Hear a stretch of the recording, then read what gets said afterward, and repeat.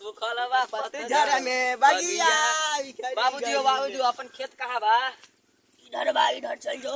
चला इधर चला दे कनी देखा दियो। अरे बेटा कनी बाबूजी के पकड़ ल। अरे अरे टांग में चोट लगा तुम्हारे। इधर चलो।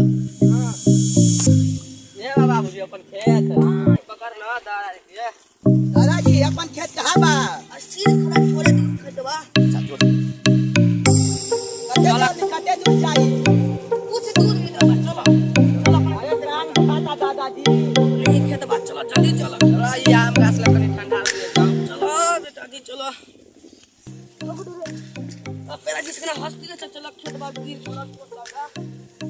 एकर सोचे रहली कि दीदी बुआ के ब्याह कर जाओगी ना। अभी छोरा 4 साल बाद कर देगा। ठीक बा। दादी ये देख रहा है हमारा दादी के सारा बा। बाबूजी अपने गाछ ह। हाँ हमार खेत बा, वो आज भी अपने ही बा। कटवा दिए। चलावन में काम आ जाए। शादी में कटवाई। रे भंगवर भाई तोरे गाछ बा। का कहत रे बाबू ताने का कहत रे? हमारे गाछ बा। हमारे बा खेत। हम फोन करा तानी रुका दोसर पहिले गाछ बा। ई खेत काट दो। बहुत दिन से धरल बा। ठीक बा बाबाजी काट देता नी। सूख गइल बा, काट दो।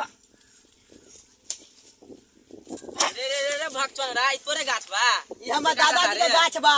रे ई तो रमेशरा के गाछ बा।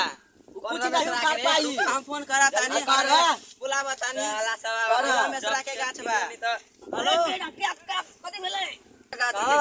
रमेशरा जल्दी आवा तोहर गाछ काटता हमरा खेतवा काटता। छोड़ी ना चलो बाबू चल चलो बाबू चलो चल साले को दादा के मार ए रुक रे साला सब रे।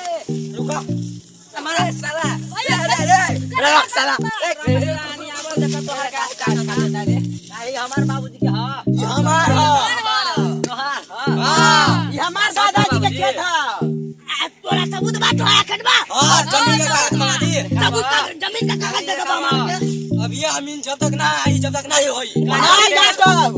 साला मार दे जमीन मार दे साला। काट दे साला है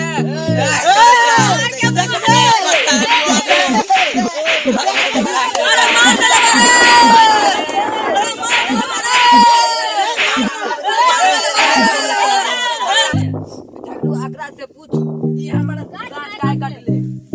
हां रे तोहार गाछ बा हां ये हमर दादाजी के गाछ बा। ये तो इसका गाछ बा तोरा हाई हमरा बाबूजी का टीले फोड़ देले चली साला पूछा चला एकरा। जाई पंचायत हो जाई फैसला बुलावा तानी पंचायत के मानो। पंचायत के बुला कर ई फैसला भ जते। पंचायत बैठावा पंचायत पंचायत चाहिए। फैसला सही भाई तब बाजा हम ऑटो के साथ साले चला फाड़ दे साले बदला तो सरपंच जी सरपंच जी। की भेले की कहै छी बट हां ई जे सार मुतिया ह ए सार ने कहा बाबूजी दादाजी के साथ ने कहा। ए सरपंच जी के हाथी हां हमारे दो बिल जमीन बा। वाइड हमारे बा। हम का तो हमारे बा। हम करे अपना पोता का अगला साल शादी करब। ये हम काट कटा तानी आज सुखा के बोझ करब। सरपंच जी झूठ बोला चला तो बोला।